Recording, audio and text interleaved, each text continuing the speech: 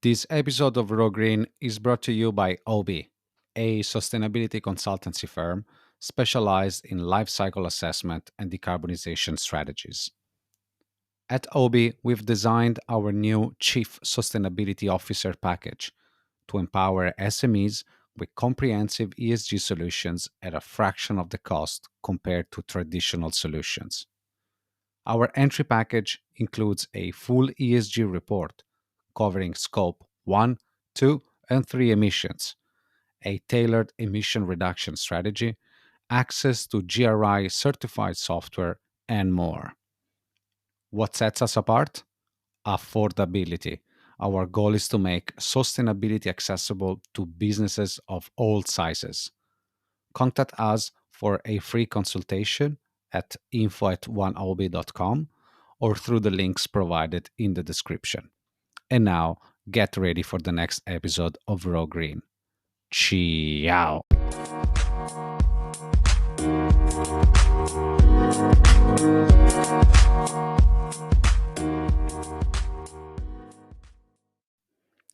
Welcome to a new episode of Raw Green.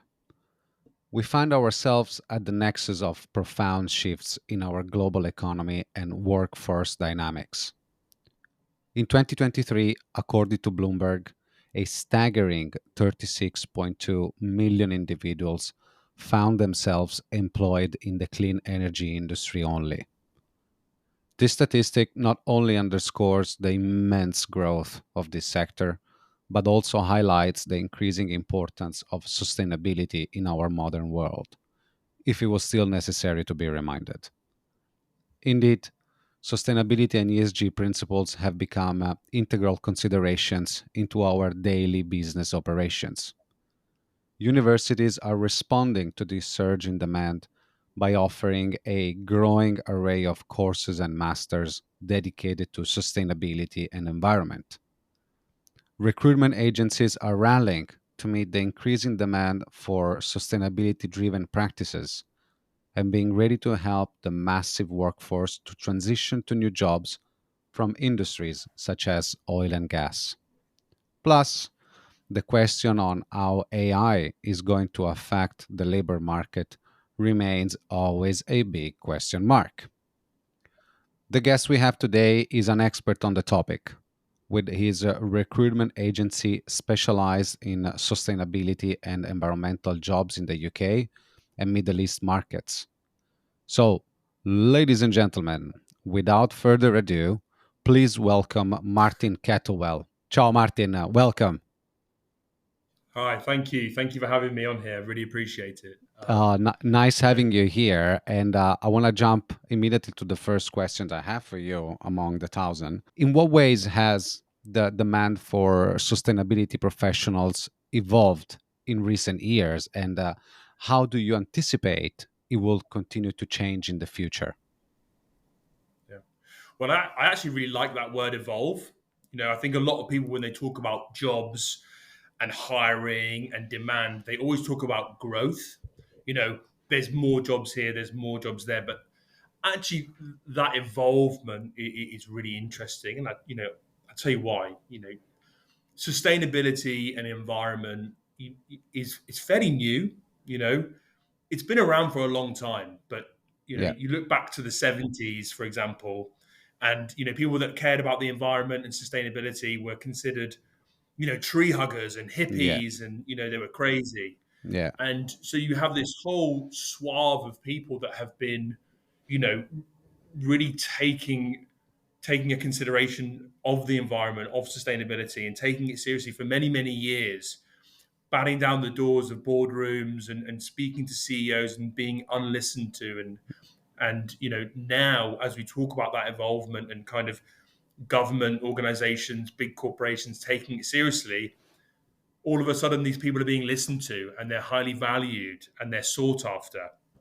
And so how has it evolved? Well, I think a lot more time has been given to it, a lot hmm more attention has been given to it. And from that time and from that attention and from that kind of a deeper understanding at, say, board level or at government level, where the decisions are really made, you know, the fact that they're taking it more seriously has then led to growth as well. So side by side, we obviously, it's quite a what's the word I'm looking for? It's quite easy to say that there's been more jobs and there's been, a growth in Yeah. jobs, which anyone can see. But that involvement and that how serious they're taking it, what they actually want to do to implement change, and then that has knock-on effects and things like greenwashing, which we can get into. But from a job market perspective, it's probably it's definitely one of the fastest growing markets in the world, and I think people don't think of it as such a big market as well. And Mm, we can go into this when we talk about that education piece. Um, you know, People think either sustainability or environment. It's either about carbon reduction or recycling. yeah. That's the Yeah. that's Full that's the stop. broad scheme of things. Yeah. That's the That's what we tagline, do. actually. Yeah. Yeah, but when we delve into it, you look at your business. It's a case of, okay, how are we building out strategies for the future to look at financial investment into ESG? How do we report on our current situation? How Yeah. do we transition? If we're a large manufacturing business, how are we transitioning from using oil, gas, and coal to using more regenerative forms of energy? Yeah. All these things come into it, and each one of those ideas and each one of those changes and each one of those shifts is a job. Yeah. It's a job, it's a career move, it's an investment. It's So the market is vast, and you've almost you've almost got a global shift. Now, you could argue that some countries take it more seriously than others, and again, we can go into that. But there's a global shift to wanting to invest more in green technologies. Make a concerted effort to reduce our carbon footprint, to lower our impact or lessen our impact on the environment. And the only thing I can really compare it to Mm, is what happened over the last sort of 20 years with data and technology. okay.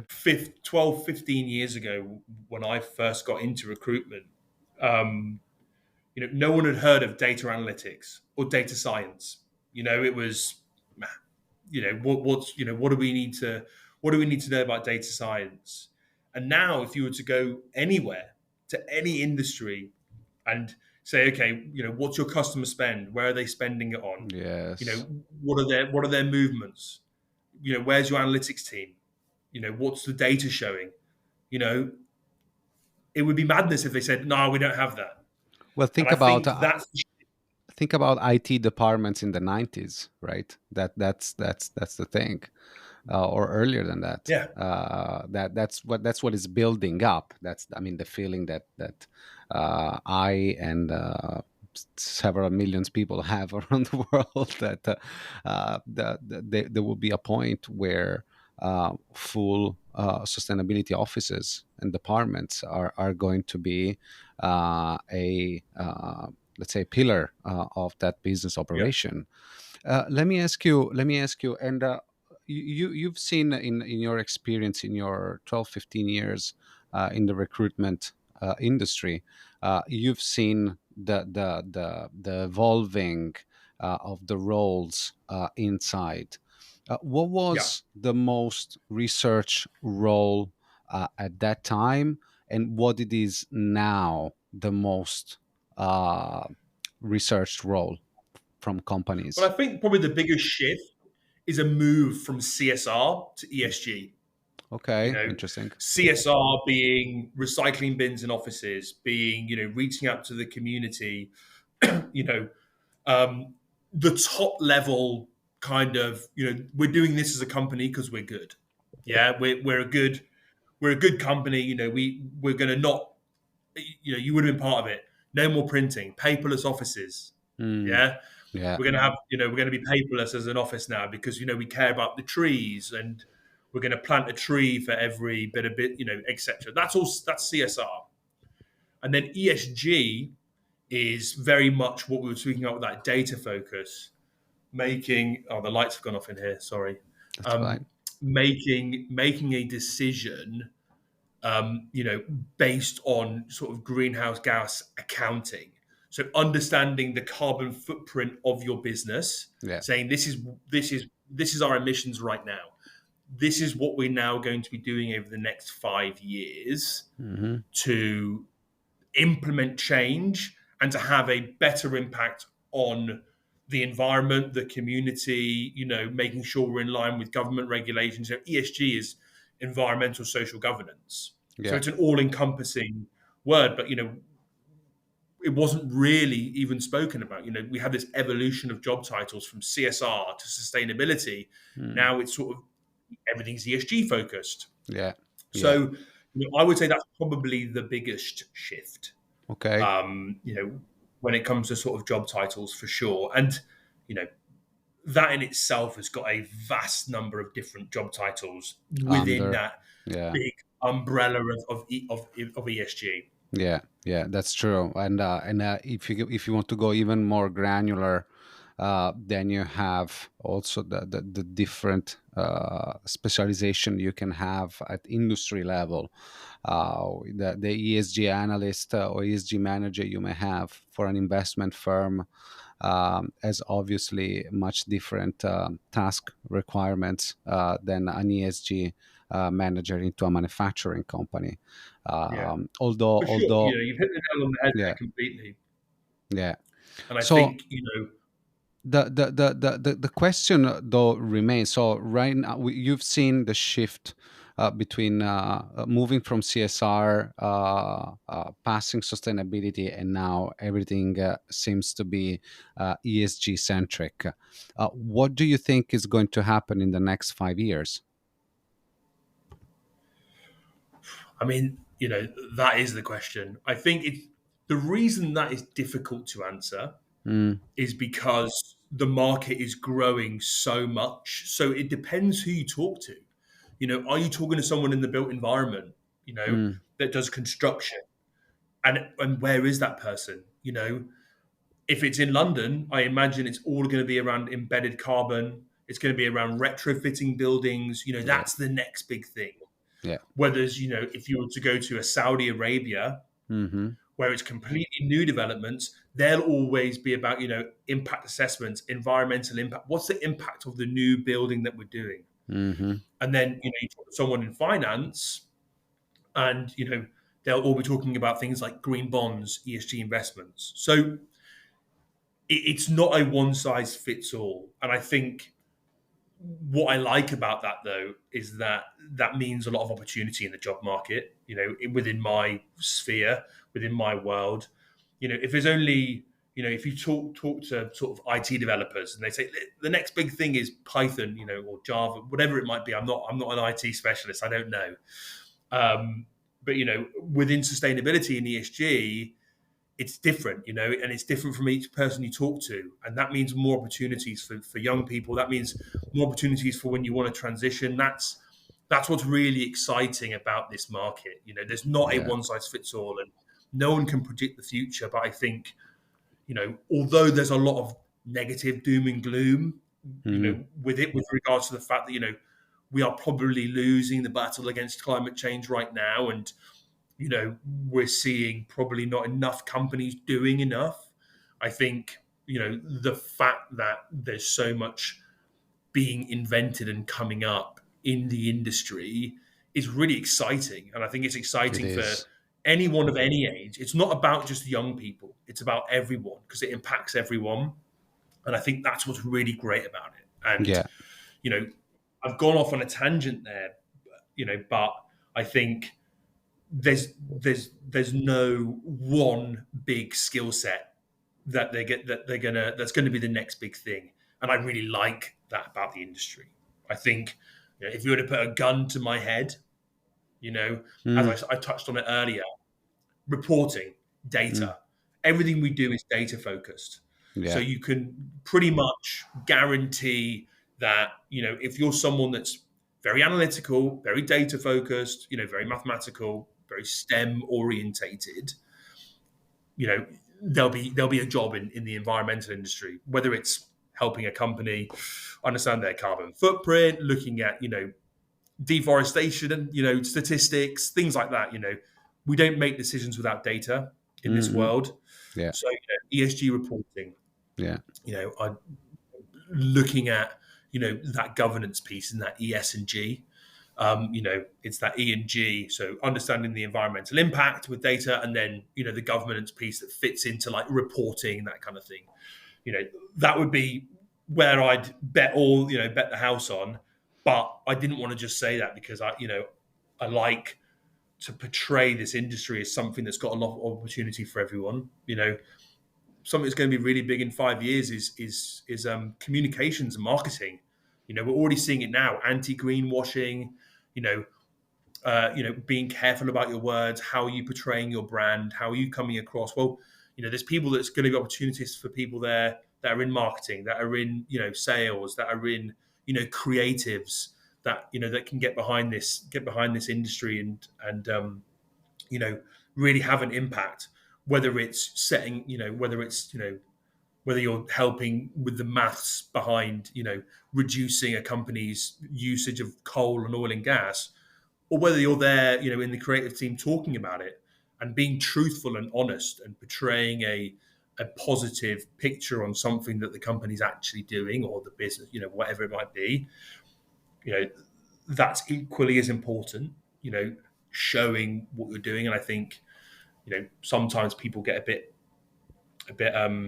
what's the word? I think sometimes people, can sometimes criticize businesses for Mm, being too showy about it, but I think it's yeah, important. yeah. I think it's just as It important. is. It is important. The way how that message get across the board, it is equally important. Okay, the quality of the message and what's inside, very very important. I agree. I agree with you when you say that the ESG analytic jobs are going to be uh, definitely in strong demand, at least in the next 5 years. Let's not forget that right now ESG reporting it is uh, basically done by large corporations, the most. But it will arrive a moment where the remaining 98% of the companies around the world will have to kick off the ESG reporting the same way Yeah. that they're doing the management accounting Yeah. report every But single year. we're already seeing it in Europe now, I think. And I don't know the law specifically, but it's a company over a certain size turnover, Yeah, the has CSRD. to now report. Yes, it is starting also CSRD, in yeah. Europe. I want to add, Yeah. though, there is another category of job that I believe will definitely increase. Sorry, will definitely increase, and if it doesn't, it needs to increase, which is the generation of the data sets that are underneath the ESG reportings. Let me break it down. The majority Mm. of Not the majority, ESG reporting, it is based on the input of the data from the company, energy consumption, your supply chain's emissions and whatnot, multiplied per emission factors. So the quality of your ESG report, it is as good as the quality of those emission factors. And those emission factors, it is a job that certain databases started to do in the 70s. Mm. Hence, there is a necessity to um, update those data. There is a necessity to continuously improve the methodology to collect those Yeah. emission factors data, because the more you can get quality data into your ESG reporting, the more effective it is going to be your strategy and your decarbonization efforts. So the entirety of your environmental accounting will get way more accurate. Yeah. That it is a no brainer. That is not for discussion thing. You need to have quality data. What if let me be doom and gloom and apocalyptic right now, okay? But what if the data that we are using right now, they're not good at all, and all the calculations that we are doing in terms of decarbonization efforts, CO2 that needs to be withdrawn from the atmosphere and everything Mm. else, they are not accurate. And in reality, we have been way more optimistic. So that means that we don't have until 2050 or 20 to reach decarbonization targets. But Yeah, in reality, we have until 2028 to do that. Or the other way around. It could be the other way around, that we have been too pessimistic. And basically, it would be we are too much in a hurry. There is a little bit more time to do everything that needs to be done. So yeah. those data underneath the emission, the ESG reporting, it is what I see where there is a massive need of workforce, knowledge, all to improve the data quality. Look, there is an important thing that it is probably you are seeing this as in your everyday job, which is retraining of the workforce from the oil Hmm. and gas industry. It is an important topic. My question is it something that has started? You know what? I'm not 100% sure. I think, you know, my world is much more corporate sustainability. So, the oil and gas is very much its own Goliath when it comes to, what to do with it. If we looked at what the COP president was saying in November, their intention was to decrease demand in oil to then decrease the demand to then decrease the supply. So Hmm. you didn't basically saying we're not going to set out any specific targets for oil consumption or oil production. What we're going to do is, we need governments to initiate programs of work that have wind farms, etc., renewable energy, and then that will Hmm. in turn reduce the need for oil and gas. Now, on the retraining side, as far as I'm aware, and I don't know for sure, as far as I'm aware, there's no real government scheme or incentive or anything for people that work in oil and gas to then, you know, transfer over to renewables. And I Mm-mm-mm. think, I think that's a big mistake, if I'm Yeah, honest. yeah. I really think that is something that they could look at and could do. And I always talk about governments and you know, uh, as if they're like this far-reaching entity. But I really do think it's the governments that do push things and push legislation and make change. I think if Mhm. you're asking individuals to think individually, they're not gonna do it. It's a case of I've got a friend that works offshore. He works in oil and gas. He's thinking about mortgages, feeding the family, um, you know, paying for his car, whatever it might be. He's thinking about living. He Yeah, isn't thinking, oh, in 10 years' time, I might not have a job, therefore I should start retraining. yeah. They need guidance on that, and I think, and equally, oil and gas companies, they're not thinking long term enough. We've seen it recently with the amounts of profits has been going on, and new licenses for oil and gas fields in the North Sea. There doesn't seem to be any kind of intention or drive or want to retrain. But if we are going to hit the targets that they say they're going to do, if we're going to move away and have a much more renewable energy focused grid in the UK, I'm talking about here because it's my world in the UK, I suppose. There will be a point where people will be out of a job, Yeah, and there's whole economies, and I'm not talking about big oil and gas companies and their profits. I'm talking about people that live and work in towns that feed offshore yeah, businesses. yeah, yeah. Aberdeen Strictly being the big one for the connected. UK. Yeah, yeah, They're directly connected, and if yeah. there's not enough done, those they're going to go down. Who knows what can happen. It's a case of we need to be thinking ahead, and I just think we're not enough at the moment. And you know I do think that is an issue that's going to come up, that retraining piece, Yeah. because the oil and gas market is so big, and and it's funny because I actually know firsthand from my friend that he can get training easier for fracking and learning how to frack than he Okay. can to look at renewable energies, and that just says it all, doesn't it? Yeah. You know, So the market obviously is that's not one account ready. executive. So the I don't market think the is not market's ready ready. yet. Yeah. I don't think so, but I think it could be. I don't actually think the solution is that complicated. You know, reduce the cost of education. You know, give universities some grants to allow people to re-educate. You know, give companies training grants. You know, there's so many things you can do. Yeah. You know, to incentivize businesses to kind of take the right steps forward.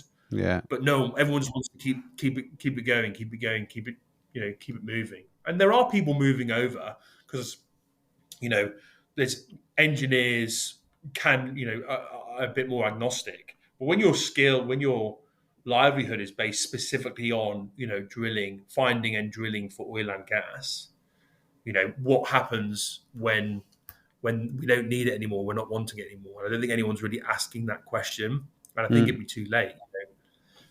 I mm, think mm, we mm. again That's interesting, though.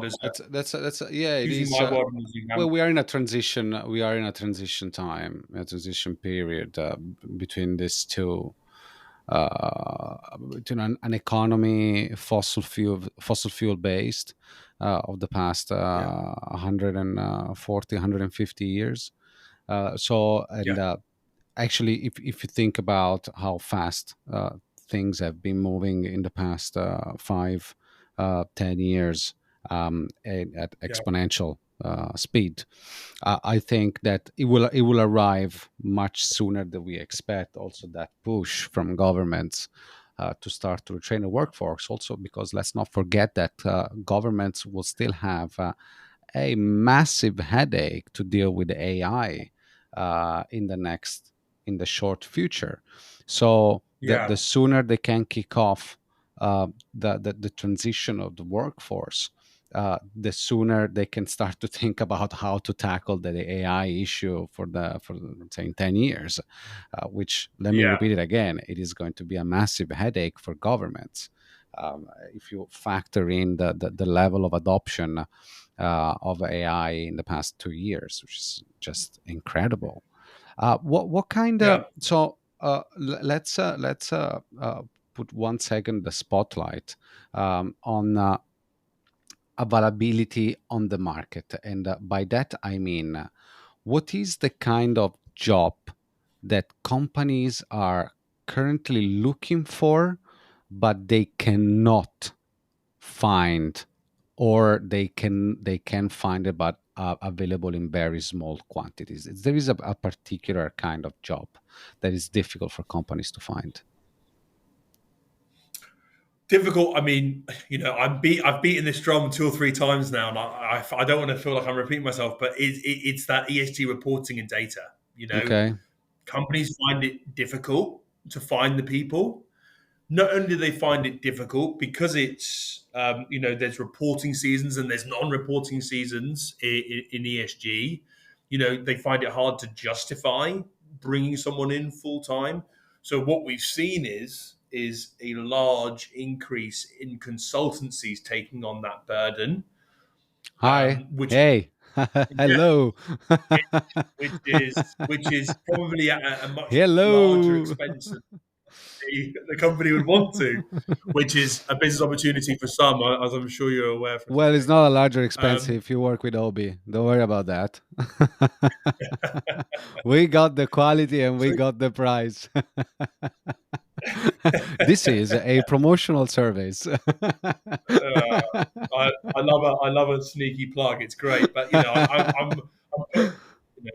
he told me to say this before our call. Yeah.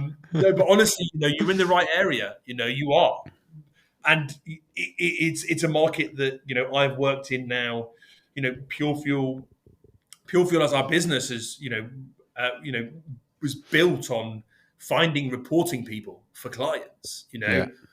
Because they find it difficult. It's this mixture between, you know, do we need someone that's analytical? Like, it's a technical requirement, but then there's also a big stakeholder management piece. We talk about like data quality. You have to go into stakeholders and digging deep. So it's a real Suppliers, tricky skill set, suppliers. and yeah. Get the So data from the suppliers. and then the scope 3 emissions, like it's a minefield, and finding the people for it is Mm. tough. Not that tough if you work. No, I'm not. I'm not going to do that. I'm not going to stoop to your level. But it's it is a tricky one, and it's only growing. We've Yeah, said it earlier. Legislation's coming in. Every company over a certain size in Europe has to report on TCFD, GRI, and that CSRD. yeah, And then what you've got is the pull from consultancies. Now you've got, before, when it came to sort of, ESG investing, because ESG investing is all about, ESG reports. It's all about, how do you look? How does your portfolio look to investors? yeah, So they need people that are very technical and mathematical. But now, instead of PE companies, the banks are now looking to do it. So you've got this huge pull from all different directions on a pool of people that, you know, is a relatively new area. yeah. I know, It's evolving. it might have Also, been, a legislative level, it is evolving yeah. very much. You see the confusion with all those standards that are available Yeah, right now, it's and they call it Europe. the alphabet soup. Yeah. Yes. You Yes, know, it is. it's Okay. That's interesting. But so if you were having said that, if you were to give an advice to youngsters, okay, that are approaching uni right now, yeah. what would you suggest them to study, considering that they will be ready in 3, 5 years? I think there's two answers to this. So, there's the, have they decided they want to go into sustainability and environment before they go to uni? If Mm, so, then you can do, environmental leadership courses, degrees. You can do environmental management degrees. You can do, sustainability degrees. hmm. However, if they're not 100% sure, again, I'm going to be Mr. Optimistic here. It doesn't, I think the market is ready for a lot of different areas and a lot of different people, and depending on the degree they do, Mm, you know, I think a lot of people in recruitment would say this because it doesn't really matter, what the industry is, because the industry always likes people from STEM. But maths, stats, economics, finance, you know, a shoe in for green energy jobs. mm, mm, mm, Whether you're looking at reporting, whether you're looking at investments, math stats is always a good shout. But then also, you can do business management courses. You can mm, do, marketing degrees. You know, as I said, in the same way that OB's doing well from a reporting perspective. You know, companies are outsourcing their marketing, and they need people to do that as well. So the opportunities are wide. I think if you're going for sort of a maths stat STEM route, that's great. I think mm, that's probably more what you should more focus on. And then if you don't necessarily have that kind of I suppose mathematical technical brain, you mm, can go for a more broader environmental sustainability management degree. mm, mm. And if you want to move into it, Cambridge University has so many courses around sustainability leadership, Yeah. sustainability management, environmental management courses that you can do. Doesn't matter who you are, and that employers do look at it and do take it seriously. It's not just a tick box. If you're going for a Cambridge sustainability management course, Mm, it mm. is sought after. So Okay. and and that's what I mean when we talk about that retraining. We talk about that transitioning from one career to another. There are options out there. I appreciate that not everyone has the opportunity to go to university or can afford courses, but there are options there to move around. And if you do make it a focus of yours, I've seen it happen. Loads of times at all different levels. People decide they want to take a more environmentally conscious route to their career. and Mhm. they want to do that, then there are options. But for young people, you know, universities, UCL, King's College, Oxford, Cambridge, all have really, really good courses, and I'm Courses. sure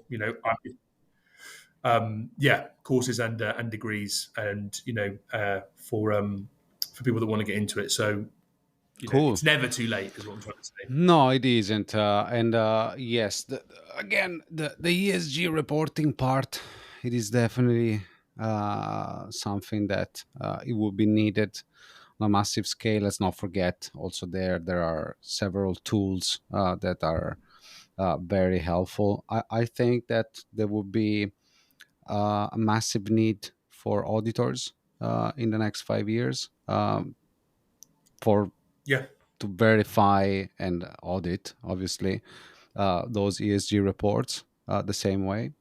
I think, yeah, that's a really again, good point. that there will be a massive need of those environmental experts that are able to quantify and update the environmental impacts that then are going to be used into the ESG Yeah, report.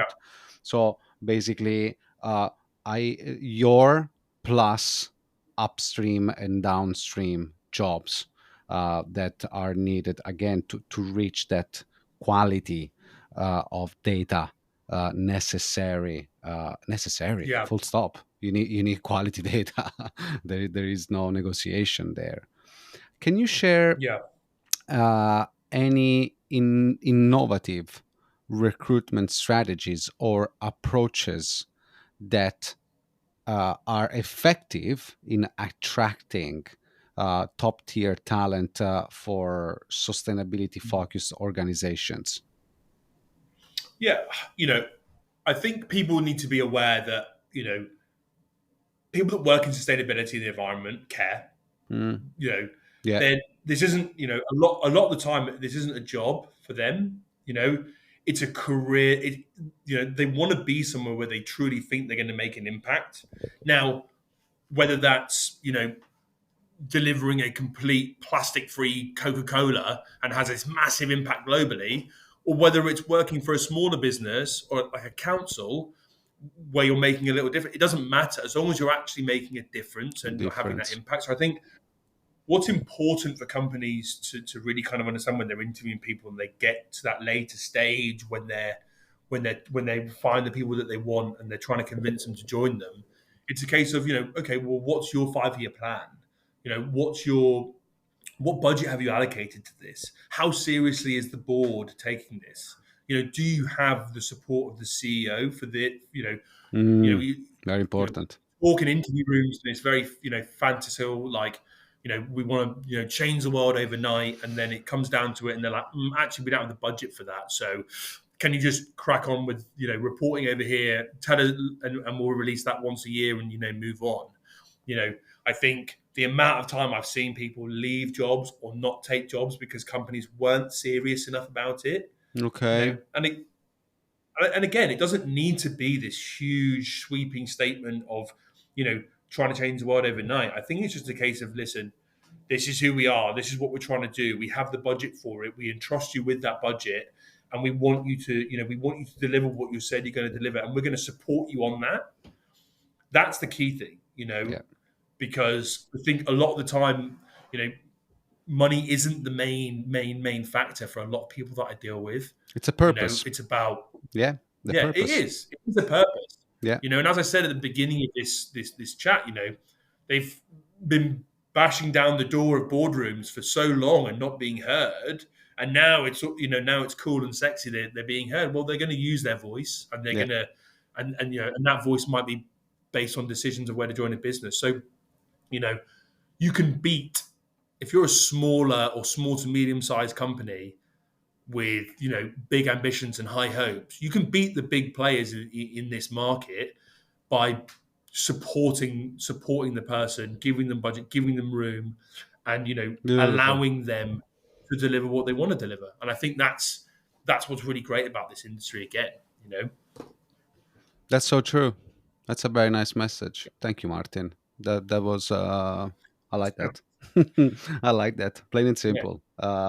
Purpose-driven businesses thrives because Yeah, together with the obvious financial economical targets, uh, if you are able to direct your ship, your business towards purpose results, you have that yeah, double mission, double outcome that works as a glue for staff, teams, and companies. So wonderful.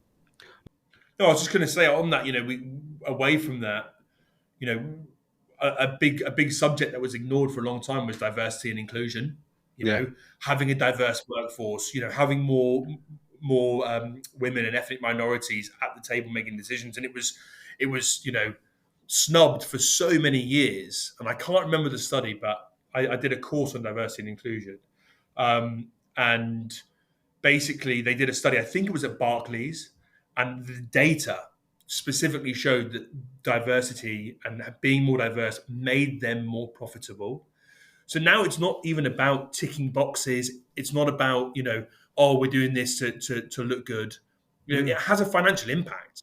And companies that care about it and do it well and actually put their money where their mouth is, later on down the line, will have the benefit of it. You'll get the better candidates. You'll have a more diverse workforce. You'll get more ideas on the table. It has a positive financial impact yeah. to care about this, and it works. Look, I'm not surprised about this at all. If you compare a company environment with nature, with the environment, with the environment, with Mother Nature, how Mother Nature is diverse and how balanced it is. Okay, so if you compare the company to a environment, you will find that biodiversity, that biodiversity can do just good to the environment Yeah. around you. Just that. Look, with this very Yeah. philosophical sentence, I would like to thank you for being with us today. It was great, lots of insights and lots of good angles. So, we basically the message for youngsters that are approaching uni right now: get your ESG data on the Yeah. spot, But yes, also be positive. and be Be positive, positive. Be hopeful. yes. You can. It's not the end of the world, regardless of what Sky News says. Is the There's lots we can do. There's yes, time, and there's good people out there. enough with the It's doom and gloom. We don't like it anymore. Yeah. Let's make a difference. That's fantastic. Thank you, Martin. Great having you. Really appreciate your time. All right, Thank you. you take care. Thank you for joining us on this episode of Raw Green, brought to you by Obi. At Obi, we have designed our new Chief Sustainability Officer package to empower SMEs with comprehensive ESG solutions at a fraction of the cost compared to traditional solutions. Our entry package includes a full ESG report covering Scope 1, 2, and 3 emissions, a tailored emission reduction strategy, access to GRI certified software, and more. What sets us apart? Affordability. Our goal is to make sustainability accessible to businesses of all sizes. Contact us for a free consultation at info@oneob.com or through the links provided in the description. See you at the next episode. Ciao.